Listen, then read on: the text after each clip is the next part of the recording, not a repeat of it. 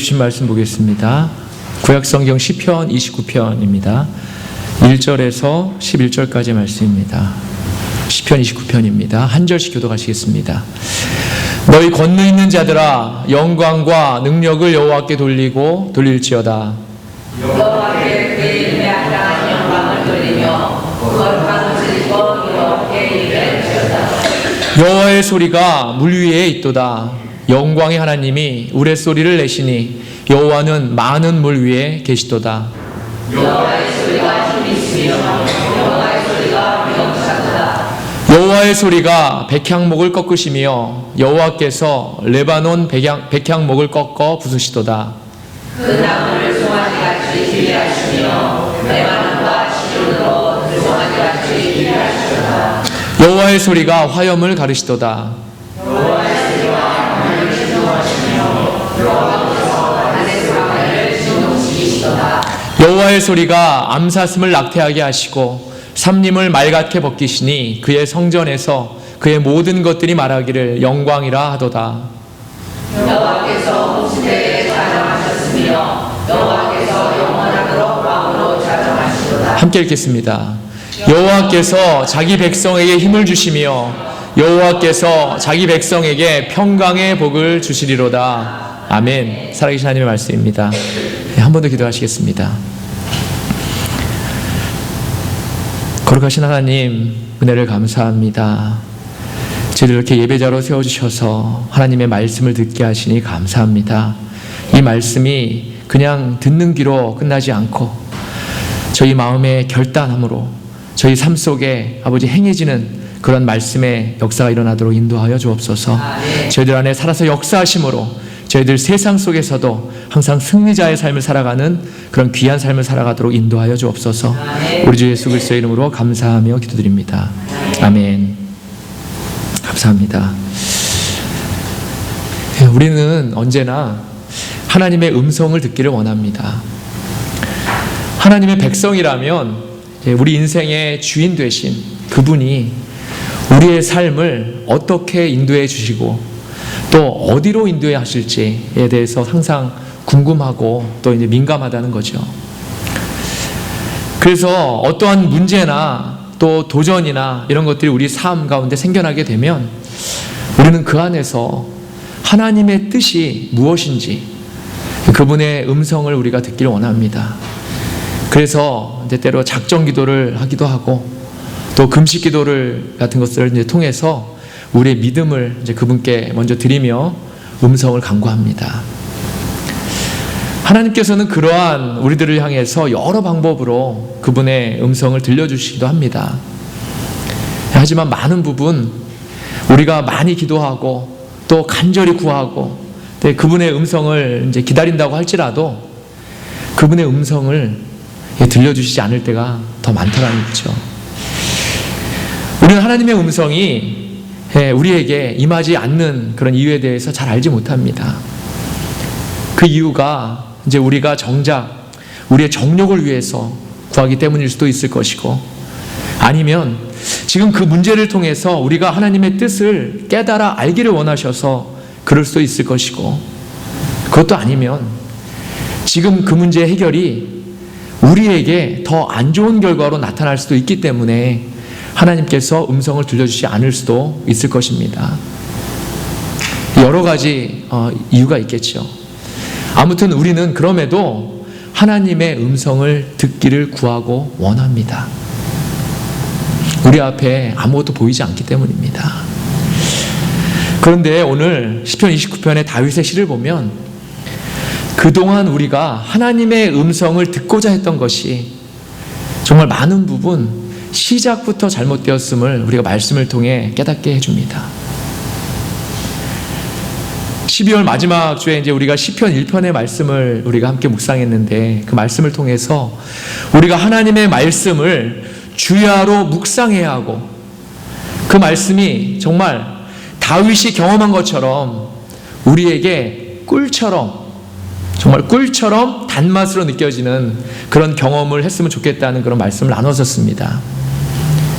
다윗의 이러한 모습이 하나님이 보시기에 너무나 좋아 보였다는 것입니다. 그래서 우리가 잘 아는 대로 하나님의 마음에 합한 자, 나의 사랑하는 종 다윗, 이러한 별명을 그에게 붙여주셨습니다. 하나님께서는 솔로몬이 하나님을 멀리 떠나서 이제 이방신들을 나중에 이제 섬기게 되었는데, 그랬어도 그의 아버지 다윗으로 인해서 그를 심판하지 않으셨다고 했습니다. 므낫세나 다른 유대 왕들이 이방신을 섬김으로 하나님을 패역하고 불순종했을지라도 당신의 종 다윗을 생각하셔서 그 심판을 거두셨다고 했습니다.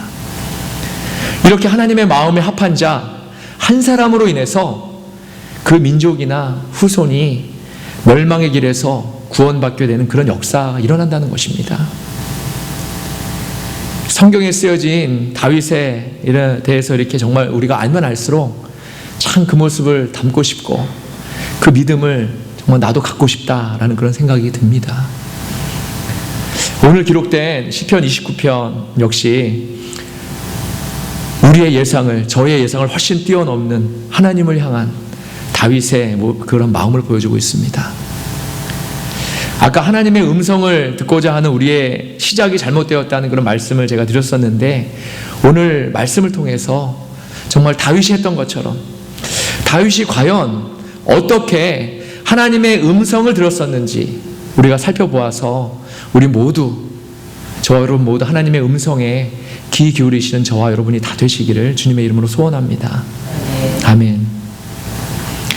우리는 많은 부분 우리에게 문제가 생기거나 도전이 생길 때에 하나님을 찾습니다.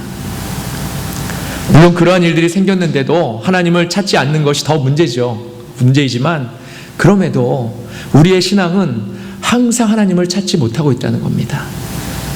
문제가 있을 때만 그분을 찾게 되는 그러한 신앙이라는 거죠.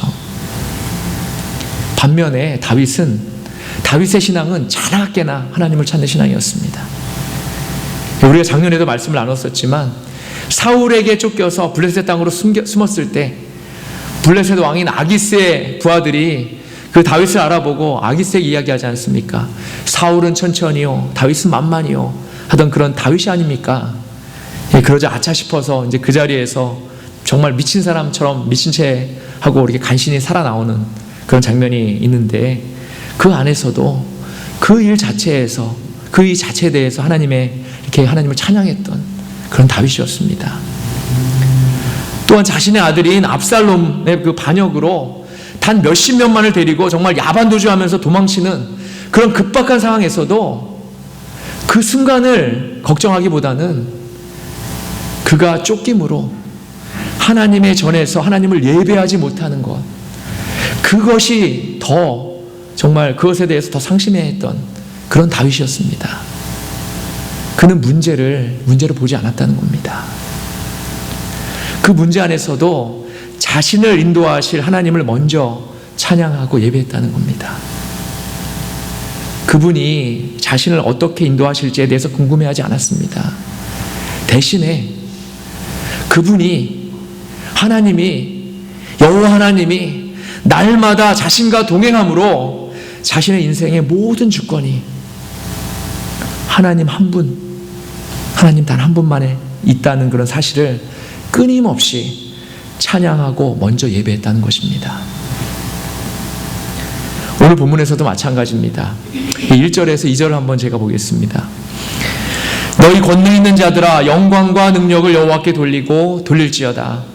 여호와께 그의 이름에 합당한 영광을 돌리며 거룩한 옷을 입고 여호와께 예배할지어다. 아멘.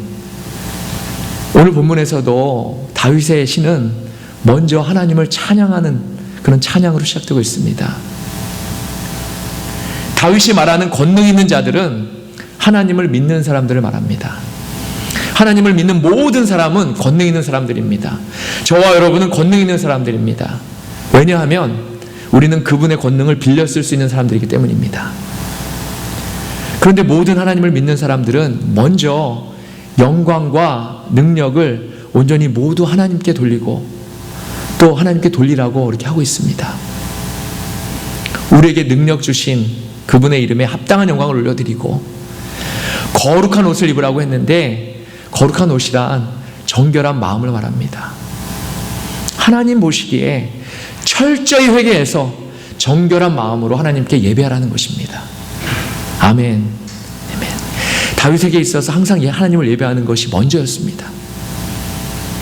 하나님이 보시기에 내가 잘못한 것은 없나? 하나님 보시기에 내가 악한 일을 행한 것은 없나? 하나님 보시기에 내가 악한 마음을 품은 것은 없나? 이런 것들을 날마다 생각하면서 정결한 마음으로 자신을 돌아보고 철저히 회개하고 나서 그 거룩한 옷을 입고 하나님을 예배했다는 것입니다. 그런데 오늘 다윗이 예배하고 있는 이 순간은 평범하지 않은, 어떤 면에서 좀 평범한 그런 좀 독특한 순간입니다. 예배하기 위해서 성전에 있었던 그런 순간도 아니고, 어떠한 전쟁을 하기 위해서 그 전쟁에 앞서서 전쟁을 준비하는 그런 시간도 아니었다는 겁니다. 다윗이 예배하는 지금 이 순간은 하늘에 천둥과 번개와 비가 쏟아지는 그런 평범한, 날씨가 안 좋은 어느 평범한 그런 밤이었습니다. 조금도 특별할 것이 없는 그러한, 오히려 사람들이 움츠러들 수 있는 날씨가 험악한 그런 날밤이었는데, 다윗은 이러한 순간에도 그것들을 보면서 하나님의 소리에 귀를 기울이고 있다는 것입니다. 3절입니다. 여호와의 소리가 물 위에 있도다. 영광의 하나님이 우레소리를 내시니 여호와는 많은 물 위에 계시도다. 아멘. 다윗은 빗소리를 통해서 하나님의 소리를 듣고자 했습니다. 천둥이 칠 때는 그 소리를 통해서 하나님의 영광을 보고 있습니다. 비가 많이 와서 홍수에 잠길 정도인데 그 안에 하나님의 소리를 듣고자 하고 있다는 것입니다. 계속해서 4절 5절을 봅니다. 여호와의 소리가 힘 있으며 여호와의 소리가 위엄차도다. 여호와의 소리가 백향목을 꺾으시며 여호와께서 레바논 백향목을 꺾어 부수시도다. 아멘. 번개를 쳐서 백향목이 부서지는 것을 보고 하나님의 힘과 위엄을 찬양하고 있습니다. 하나님의 소리가 얼마나 힘이 있고 위엄이 있으신지, 당시에 이제 집을 짓는 데 즐겨 사용되던 정말 단단한 나무인 백향목을 꺾어 부수실 정도의 힘과 위엄을 찬양하고 있습니다. 그 이후에 6절과 9절까지의 말씀도 역시 하나님의 소리가 얼마나 위대하고 강력한지를 다윗은 창문을 통해서 정말 밖을 보면서 하나님의 소리에 귀 기울이고 있습니다. 8절을 한번 보겠습니다. 여호와의 소리가 광야를 진동하시며 여호와께서 가데스 광야를 진동시키시도다. 아멘. 그런데 8절 말씀에 다윗이 언급한 가데스 광야가 있는데, 가데스 광야는 좀 특별히 하나님의 진노가 있었던 곳입니다.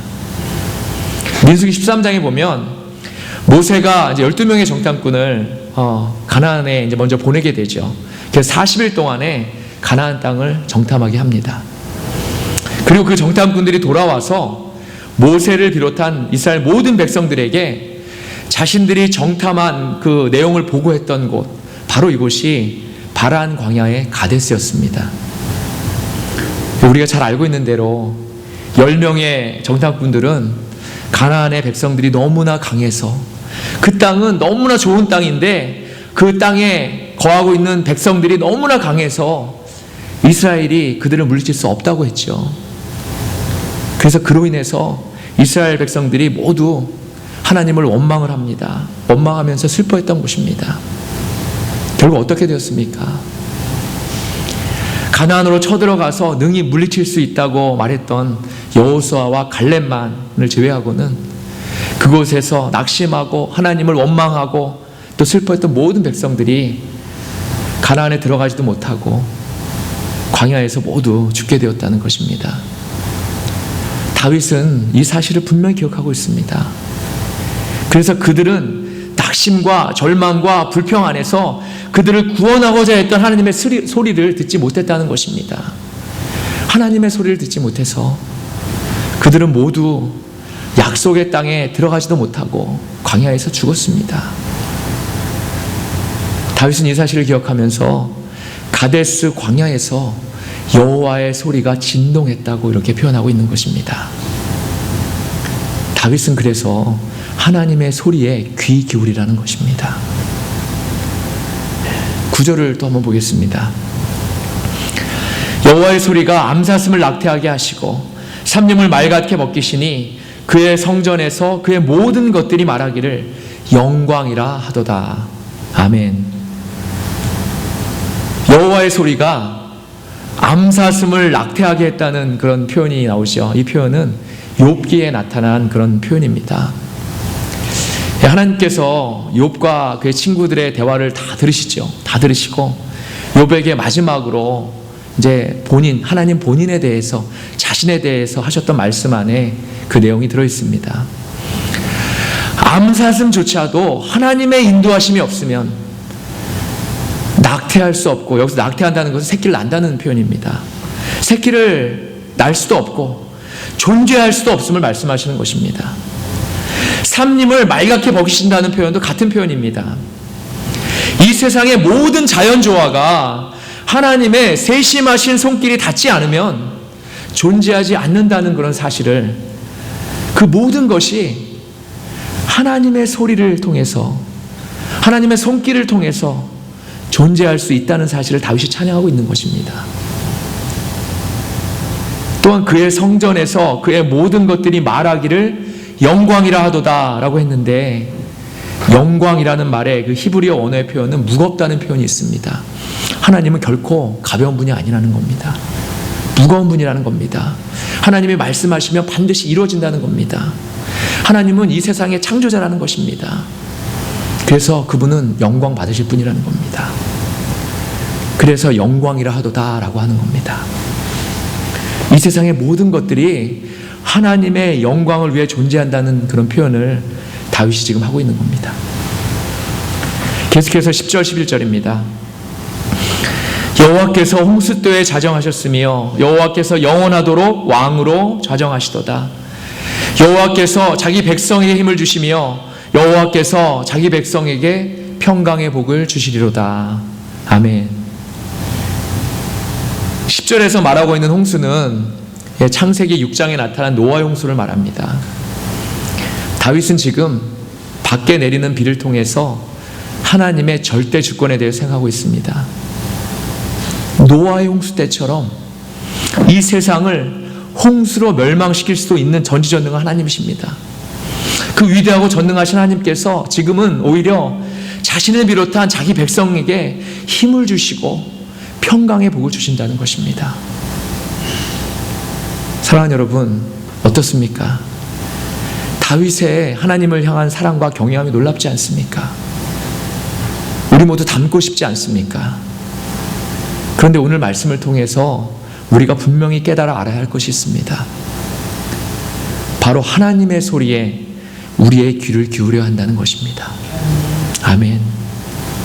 그 귀는 우리가 어렵고 힘들 때만 귀 기울이는 것이 아니라 비가 오고 천둥이 치고 번개가 칠 때에도 그것들을 통해서 하나님의 소리를 들을 수 있는 귀입니다. 날씨가 화창하고 해가 쨍쨍할 때도 그 해를 보면서 하나님의 소리를 들을 수 있는 귀입니다. 오죽하면 하나님의 말씀이 귀 있는 자는 들을지어다 이런 말씀 하셨겠습니까? 복 있는 사람은 여호와의 율법을 즐거워하여 그 율법을 주야로 묵상한다고 했는데, 그 묵상은 그 율법을 지켜 행하는 것까지를 포함한다고 했습니다.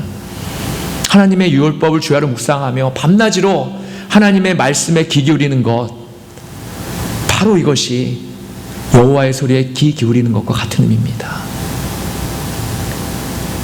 사랑하는 여러분, 지금 우리는 어떠한 소리에 귀 기울이고 있습니까? 지금 세상에는 너무나도 많은 소리들이 우리를 피곤하게 하고 곤비하게 하기도 하고 때로는 두렵게 하기도 합니다. 세상의 소리는 기쁨의 소리나 희망의 소리나 평강의 소리보다는 듣기 싫은 소음이고 갈라져서 싸우는 소리고 이기적인 소리고 파괴적인 소리들입니다. 세상의 소리는 우리의 영혼을 망가뜨립니다. 그런데도 우리는 여전히 세상의 소리에 귀 기울이고 있습니다. 그 소리에 민감하게 반응하고 있습니다. 오늘 다윗의 고백이 저와 여러분의 고백이 되시기를 원합니다. 아멘. 하나님의 소리에 귀 기울이시는 저와 여러분이 다 되시기를 바랍니다. 다윗이 분명히 고백하지 않습니까? 우리가 여호와의 소리에 민감하고 그분의 소리에 귀 기울이고 그분의 소리에 응답하며 그분의 소리에 순종하면 11절에 여호와께서 자기 백성에게 힘을 주시며 여호와께서 자기 백성에게 평강의 복을 주시리로다. 아멘. 세상이 주는 평강은 일시적인 것이고 완전한 것이 아닙니다. 하나님이 주시는 평강만이 완전합니다. 세상의 평강은 오래지 않아서 다시 불안을 가져다 줍니다. 왜냐하면 세상의 평강은 자신들의 이익에 의해서 잠시 제공되는 평강이기 때문입니다. 자신들의 이익이 언제든지 손해가 된다고 생각되면 언제든지 평강은 불안과 반목으로 바뀌게 됩니다. 하지만 하나님이 주시는 평강은 다릅니다. 그분이 주시는 평강은 무한합니다. 그분은 조건 없이 무한한 분이기 때문입니다. 우리가 그분의 소리에 귀 기울이고 그분의 말씀에 순종하면 이 평강은 영원히 지속됩니다. 아멘. 어제 이훈경 목사님이라고 디트로이트 한인연합감리교회를 오랫동안 섬기시고 지금 은퇴하셔서 애리조나 주에 사시면서 느헤미야 선교회를 이렇게 도와주시는 원로 목사님이 계시는데 오클랜드 교회에 오셔서 이제 오늘이죠. 이번 주일에 말씀도 전해주시고 또 임원의 교육도 이렇게 하시게 되어서 오셨다고 해서 잠깐 가서 인사드리고 함께 식사하면서 만나 뵈었습니다. 한 4분의 지역 목사님들하고 함께 식사하면서 자연스럽게 이제 지금 우리 교단의 가장 큰 이슈에 대해서 이제 이야기를 나누게 되었습니다. 동성애 문제로 이제 교단이 갈라지게 되는 이제 문제에 대해서 이제 이야기를 나누게 되었죠. 저는 거기에 대해서 아는 정보가 이렇게 많이 없어서 주로 목사님들이 이야기하시는 것을 들으면서 그동안 제가 몰랐던 부분에 대해서 이렇게 많이 알게 되었습니다. 원래 한인연합감리교회에 이제 한인들 모두가 해당되는 그런 한인총회가 있었는데 이 동성애 문제가 이슈로 등장하면서 이제 한인총회는 뒤로 하고 한국교회만 속해 있는 연합감리교 안에 한국교회만이 이제 대상이 되는 한국교회 총연합회를 이제 작년 1월에 출범을 시켰다고 했고 그 단체가 이제 중심이 되어서 남가지족의 거의 모든 한인교회는 따로 독립하게 될 전통교회, 전통주의를 고수하는 그런 보수교단에 이렇게 아주 합류를 이미 하는 것처럼 거의 결정하는 것 같다는 그런 말을 들었습니다. 굉장히 새로운 소식이죠. 우리 북가주는 아직도 이제 그 문제에 대해서 어떤 결과가 나올지 모르니까 5월 달에 열리는 그런 총회의 결과를 기다리고 그 다음에 어떤 결정을 내리는 게 좋겠다는 그런 이야기를 나누었는데 한국 교회들이 어떤 쪽으로 움직이든지 이제 쉽지 않은 그런 현실적인 문제들이 많이 쌓이는 것은 틀림이 없어 보였습니다. 한인 총회에는 이제 타인종 목회를 하는 목사님들, 미국 교회를 이제 담임하는 그런 목사님들 모두 포함이 되어 있기 때문에 한인교회 총연합회라는 이름으로 따로 한인교회들만 이제 뭉친 것인데 이들조차도 각 지역의 특성 때문에 의견이 이제 합쳐지지 않은 거죠. 북가주는 북가주 나름대로의 어떤 그런 컬처가 있고 또 남가주는 남가주 나름대로의 또 컬처가 있고 또 저쪽 동부 쪽은 또 동부 쪽 나름대로의 또 어떤 그런 그 교회 문화가 있지 않습니까? 다 다르죠. 이야기를 계속해서 이제 듣고 있던 저에게 문득 성령님이 마음을 주셨습니다. 바로 이때가 하나님의 소리에 귀 기울일 때가 아닌가. 우리가 전심으로 하나님을 찾고 이 계기를 통해서 하나님의 뜻이 무엇인지 귀 기울이는 것이 먼저가 아닌가. 우리가 사는 지금은 정말 이렇게 하나님의 교회조차도 이렇게 사탄과 악한 영들의 도전을 받아서 서로 화합하지 못하고 갈라서고 반목하고 있는 시대입니다. 하나님의 교회가 이러할진데 이 세상은 오죽하겠습니까? 바로 지금이 하나님의 소리에 귀 기울일 때인데도 우리는 걱정과 자기 이익만을 생각하고 있다는 것입니다. 사랑하는 여러분, 우리는 먼저 하나님의 소리에 귀 기울여야 합니다. 아멘. 하나님의 소리에 귀 기울이기 위해서 먼저 그분을 찬양하고 예배해야 합니다. 그분이 우리 교단을 어떻게 인도하실지 우리는 알 수 없습니다. 하지만 우리의 정욕과 이익을 위해서가 아니라 이 일을 통해서 하나님 나라를 이 땅에 세우는데 우리 교단에 속한 교회들이 정말 온전한 역할을 할 수 있게 해달라고 우리가 간구해야 할 줄 믿습니다. 이 일은 비단 우리 교단에 관해서만이 아닙니다. 저와 여러분, 우리 일상에서, 우리 가정에서, 우리 직장에서 하나님의 소리에 귀 기울이는 것이 먼저입니다. 그러기 위해서는 우리의 그동안의 잘못을 먼저 철저히 회개해야 합니다. 우리가 철저히 회개하지 않으면, 즉 거룩한 옷을 입지 않으면 우리 정욕과 욕심과 자아가 하나님의 소리보다 앞서게 되기 때문입니다. 2020년도 새해에는 더욱더 하나님의 소리에 귀 기울이신 저와 여러분이 다 되시기를 바랍니다. 주야로 하나님의 말씀을 묵상하시고 철저히 회개를 통해서 거룩한 옷을 입으시고 기도를 통해서 하나님의 소리에 귀 기울이시는 그러한 저와 여러분이 다 되시기를 주님의 이름으로 간절히 축원합니다. 아멘. 기도하시겠습니다.